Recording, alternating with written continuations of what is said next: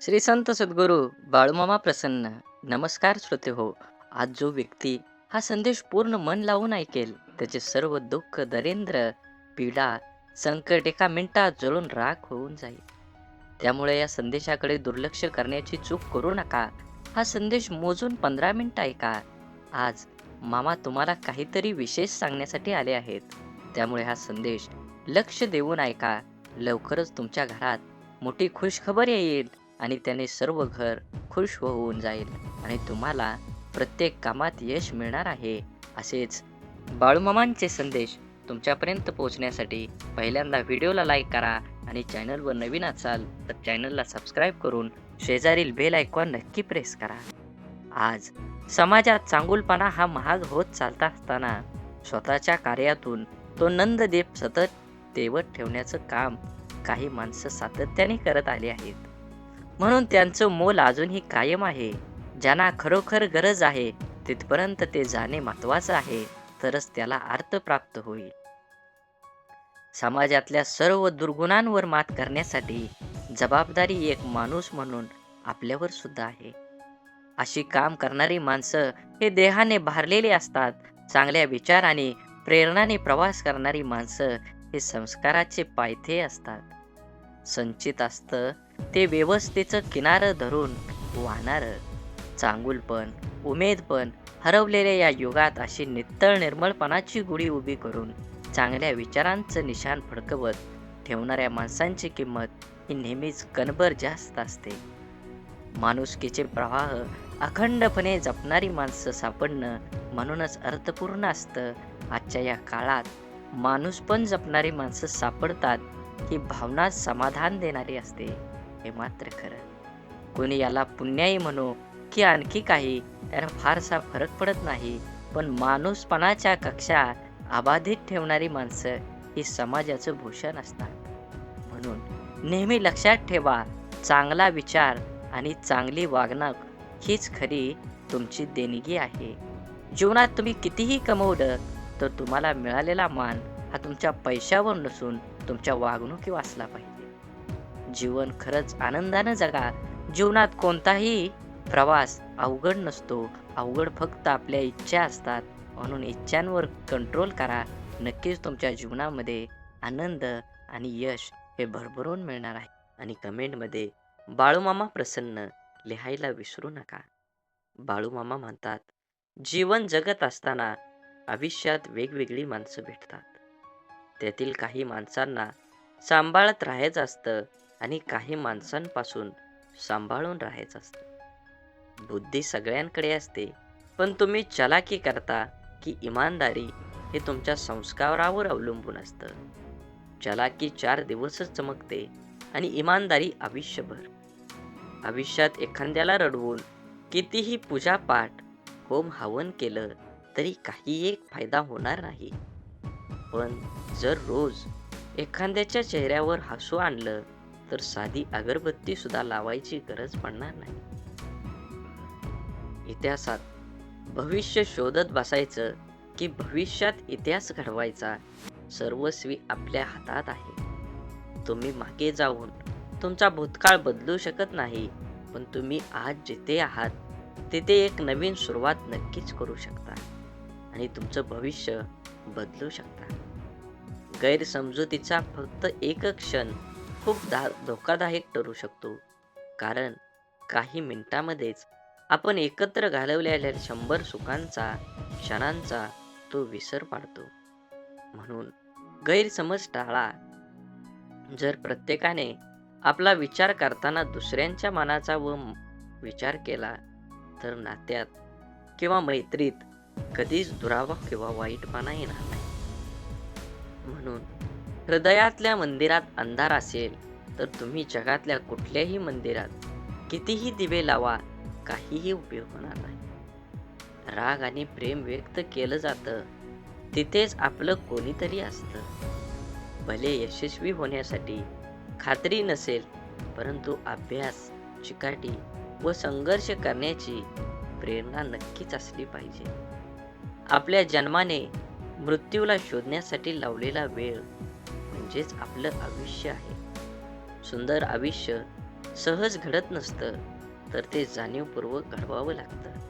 ते म्हणजे प्रार्थनेतून, माणुसकीतून, प्रेमातून, त्यागातून आणि सर्वात महत्त्वाचं म्हणजे कृतीतून घडत असतं.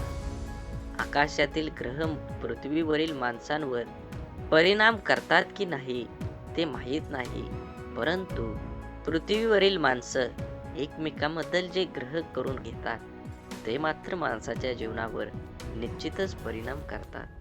म्हणून जीवन जगत असताना नेहमी आनंदी आणि समाधानी जीवन जगण्याचा प्रयत्न करा. माणुसकी धर्म सोडू नका. जुनं शांत राहून संपवायचं आणि नवीन चांगलं निर्माण करायचं. ही बेरीज वजाबाकी ज्याला जुळली, तोच आयुष्यात यशस्वी होऊ शकतो. आयुष्य चांगल्या प्रकारे जगण्यासाठी आपल्याला काही अपघातांना, काही गोष्टींना, आपल्या जीवनातील काही लोकांना, त्यांच्या बोलण्याला, वागण्याला दुर्लक्ष करता आलं पाहिजे. प्रत्येक क्रियेवर प्रतिक्रिया व्यक्त करणं आवश्यक नसतं. कधी-कधी आपल्या काही प्रतिक्रिया आपल्याला केवळ वेदनाच देऊन जातात. त्यामुळे आपलं नुकसान करतात. अहंकार व रागाच्या भरात देऊन आपलंच नुकसान करतात. अहंकार व रागाच्या भरात आपण इतरांना अद्दल घडवण्याच्या मानसिकतेने इजा करण्याचा प्रयत्न करतो. पण आपल्याला नंतर कळतं की आपण स्वतःचेच नुकसान केलेले आहे. लोहाराच्या बंद दुकानात एक साप घुसला. तिथे पडलेल्या एका करवतीमुळे त्याला जखम झाली. सापाने मागे वळून आपल्या पूर्ण ताकदीने करवतीला चावण्याचा प्रयत्न केला. सापाच्या तोंडातून रक्त वाहू लागलं. तरीही सापाने करवतीला स्वतःला गुंडाळून मारण्याचा परिपूर्ण प्रयत्न केला. दुसऱ्या दिवशी जेव्हा लोहाराने दुकान उघडलं, तेव्हा त्याला करवतीभोवती गुंडाळलेला मेलेला साप दिसला, जो स्वतःच्या रागाचा आणि अहंकाराचा बळी पडला होता. आपल्या आयुष्यात आतापर्यंत आपण कळत नकळत अनेक चुका केलेल्या असतात, ज्या आपण विसरून गेलेलो असतो. परंतु आपल्या वाईट कर्माचं फळ हे ठरलेलं असतं. आपल्या चांगल्या वाईट प्रत्येक कर्माची नोंद आपल्या खात्यात जमा होत असते. आपल्या चुकांची, वाईट कर्मांची फळं करवतीच्या रूपात समोर येत असतात, जी वर्तमानात जरी आपली चूक नसली तरी आपल्याला किरकोळ इजा करतात. अशा वेळेस करवतीला दोष देऊन आणखी जास्त नुकसान करून घेण्यापेक्षा तिच्याकडे दुर्लक्ष करायला शिकलं पाहिजे. भूतकाळात करून ठेवलेल्या कर्म बदलता येत नाही. ते करवतीच्या रूपात 100% आपल्या समोर येतातच. म्हणून चांगलं कर्म करा. योग्य ते फळ मिळणार आहे आणि शेवटी कर्माचाच हिशोब होत असतो. तुम्ही किती संपत्ती कमवली, तुम्ही किती प्रॉपर्टी कमवली, तुम्ही किती बँक बॅलन्स कमवला, हे कधीच विचारात घेत नाही देव. देव फक्त तुमचं पुण्य आणि तुमचं पाप हे तुमच्या कर्मावर अवलंबून असतं. म्हणून नेहमी आपल्या पुण्याचं पारडं हे जास्तीत जास्त असलं पाहिजे, तरच तुम्हाला या जीवनात आनंद घेता येत शकतो. म्हणून जीवन जगत असताना आपल्या काही अहंकार, राग, वेदना या सोडून दिल्या पाहिजेत. समाधानी आणि सुखकर जीवन जगण्याचा प्रयत्न केला पाहिजे. आपण भूतकाळात करून ठेवलेल्या चुका, वाईट कर्म बदलता येत नाही आणि त्यांचे समोर येणारे परिणामही टाळता येत नाहीत. चुकीच्या वागण्याचे भोग हे भोगूनच संपवावे लागतात. त्यापासून कोणाचीही सुटका होत नाही. कितीही देवदेव केलं तरी देव सुद्धा त्यापासून आपल्याला वाचवू शकत नाही. मग वर्तमानात तुम्हाला प्रश्न पडत असेल, देवाची प्रार्थना का करायची? जर देव आपल्याला येणाऱ्या संकटातून वाचवू शकत नाही, तर देवाची आराधना का केली पाहिजे? मनाची शक्ती वाढवण्यासाठी नक्कीच तुम्ही देवाची आराधना करायला हवी. आपल्या सोबत आणि आपल्या आजूबाजूला घडणाऱ्या वाईट गोष्टींसाठी इतरांना आणि आपल्या परिस्थितीला जबाबदार न धरता, ते आपल्याच मागच्या चुकीच्या कर्माचं फळ आहे हे समजून त्याला स्वीकारत सामोरं जाण्याची मनाची शक्ती प्रचंड सकारात्मक असावी लागते, जी योग, ध्यान, नामस्मरण करून वाढवता येते. देवाची आराधना करायला सुरुवात केल्यावर आत्मचिंतन करण्याची सवय लागते. आपण कुठं चुकलो, काय योग्य आपण करू शकलो असतो, असा विचार करण्याची सवय लावून घेतली तर योग्य, अयोग्य, चूक बरोबर याची जाणीव होऊ लागते. त्यामुळे मनाला योग्य विचार आणि योग्य कृती करण्याची, आपल्या हातून घडण्याची शक्यता कमी होत जाते. आपल्या कर्माच्या खात्यातील वाईट कर्माचं गाठोडं आणखी मोठं न करता ते हलकं होत जाईल. होऊन गेलेल्या चुकांसाठी देवाकडे माफी मागून समोर आलेली शिक्षा कुठलीही तक्रार न करता बघून संपवायची आणि वर्तमानात त्या चुका न करता नवीन चांगलं कर्म करत राहिल्याने पुढे येणारी आपली वेळ, भविष्य सोपा सुखकर करण्याची देवाची आराधना केल्याने आपल्याला नक्कीच मिळू शकते. आभार व्यक्त केल्याने चांगल्या गोष्टी जीवनात आकर्षित होतात आणि टिकून राहतात. जीवनात मिळालेल्या प्रत्येक गोष्टीचे आभार व्यक्त केले पाहिजेत. आपले आई वडील, भाऊ बहीण, जोडीदार, मित्र, मैत्रिणी, मुलं, नातेवाईक, आपलं घर, आपलं व्यवसाय, आपली गाडी, अशा प्रत्येक गोष्टीचे आपल्या जीवनातील प्रत्येक व्यक्तीचे आभार व्यक्त केल्याने सकारात्मकता वाढण्यास सुरुवात होते. जास्तीत जास्त 5 मिनिटात आपण मिळालेल्या सर्व गोष्टींचे आभार व्यक्त करू शकतो. त्यानंतर दिवसभर आपल्याला काय करायचं आहे याची नोंद लिहिण्यास सुरुवात केली पाहिजे. सुरुवातीला काय लिहावे सुचत नाही, त्यामुळे सर्वप्रथम तारीख टाकून किती वाजता आपण उठलो हे रोज लिहून ठेवण्याची सवय स्वतःला लावली पाहिजे. जमेल तसं दिवसभराचं नियोजन, महत्त्वाच्या कामांची यादी, खाण्याची, झोपण्याची वेळ निश्चित करून लिहून ठेवावी. सुरुवातीला अगदी ठरवल्याप्रमाणे सर्व गोष्टी होत नाहीत. जेवढं शक्य होईल तेवढं नियोजनानुसार वागण्याचा प्रयत्न करीत राहिलं की हळूहळू सवयी दृढ होतात आणि आपल्या मनाला, शरीराला त्या सवयींची सवय होण्यास सुरुवात होते.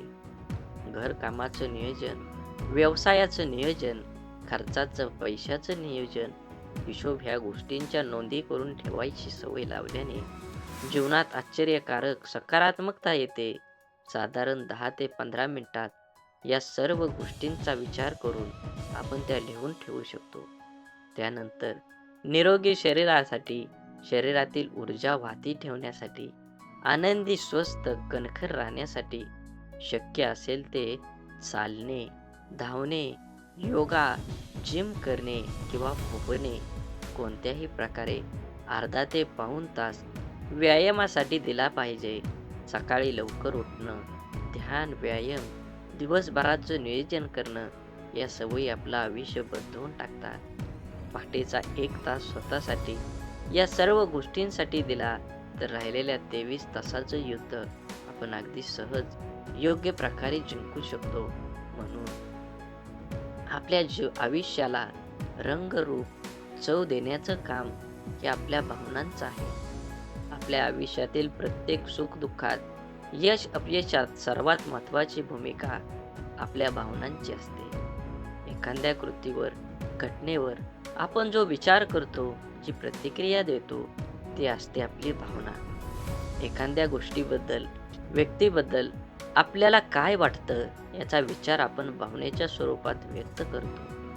आनंद, सुख, समाधान, शांती, प्रेम या सकारात्मक भावना, तर राग, लोभ, मोह, माया, मत्सर, तिरस्कार या आपल्या नकारात्मक भावना आहेत. प्रेम आणि तिरस्कार या आपल्या 2 भावनांवर आपल्या जीवनाचं बरंचसं गणित अवलंबून आहे. या भावना सांभाळता आल्या तर आपलं संपूर्ण आयुष्य आपण अगदी व्यवस्थितरित्या सांभाळू शकतो. आपल्या या 2 भावनांवर आपल्याला नियंत्रण मिळवता आलं तर आपल्या संपूर्ण आयुष्यावर आपण नियंत्रण मिळवून जग जिंकू शकतो. आपल्या भावना समजून घेणं, त्या कशा आणि का निर्माण होतात, त्या निर्माण करणं आपल्या हातात आहेत की इतर कोणाच्या हातात, या गोष्टी समजून घेतल्या तर आपलं जगणं सोपं आणि आपलं आयुष्य सुंदर होईल. म्हणून नेहमीच आपल्या भावनांच्या आहारी जाऊन त्याचे गुलाम न बनता आपल्या भावनांवर विजय मिळवण्याचे सामर्थ्य आपल्याजवळ असायला हवं.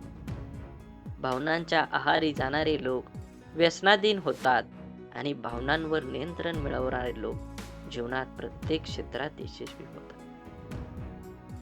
स्वतःच्या मनात जे काही चालू आहे ते ओळखता येणं, ते स्वीकारता येणं, हे जर आपल्याला जमलं, आपले आतले जग जर आपण ओळखून असू तरच आपल्या भावनांचं स्वरूप आपल्या लक्षात येतं. प्रत्येक व्यक्तीच्या मनात भावनिक गोंधळ चालू असतो. जीवनातील अनेक निर्णय हे भावनेच्या भरात आपण घेत असतो आणि नंतर पश्चातापाचे क्षण वाट्याला येतात. जीवनातील पश्चातापाचे क्षण टाळण्यासाठी भावनेला बुद्धीची जोड असली पाहिजे. महाभारतातील कर्णाचे उदाहरण घेतलं तर ब्रह्मदेवाला माहीत होतं की कर्ण हा भावनिक आहे.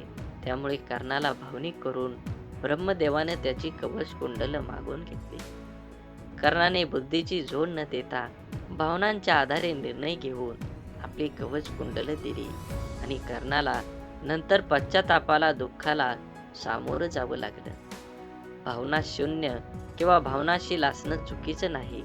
आपल्या भावनांचा नियंत्रण असायला हवे. पूर्णपणे भावना शून्य ही असू नये.